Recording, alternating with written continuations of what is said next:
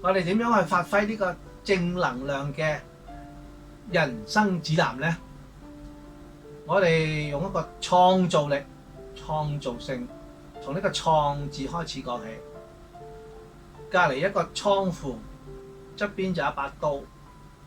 我哋用個刀打開封咗嘅倉庫，去發掘倉庫裏邊有啲咩嘢呢？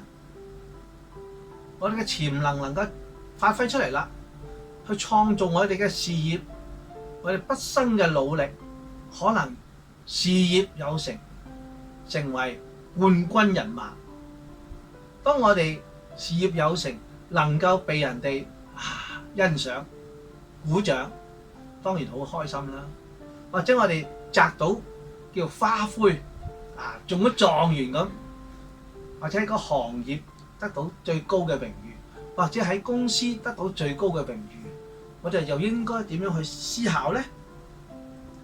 我哋喺呢度應該諗下，除咗自己嘅成就，我哋點去幫人哋發揮嘅潛能，或者喺你嘅過程當中發揮潛能當中，有好多朋友幫你，有你嘅團隊兄弟幫你，你都要加以去感恩。所以創造力有陣時係自己開始，但係亦都要喺天時地利人和之間互相配合，唔好自我驕傲。雖然你有潛能，你有創造力，你係或者比人優秀，但係喺外界嘅配合先會更加大嘅成就。所以創造力從自己開始，亦都要係去感恩你附近嘅人、身邊嘅人。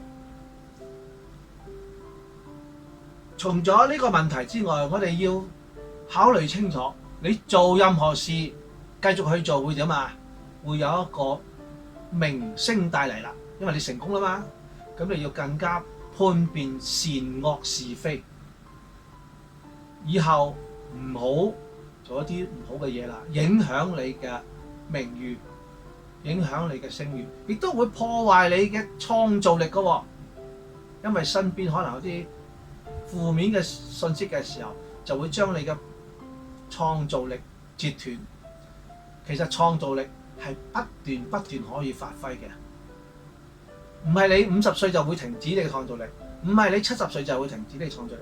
只要你不斷向前，終身學習，你嘅創造力就自然會大。所以多啲同你嘅仔女討論一下乜嘢叫做善惡是非，對佢將來有更大嘅創造力咧，係有一個好好嘅支持點嘅。多謝各位。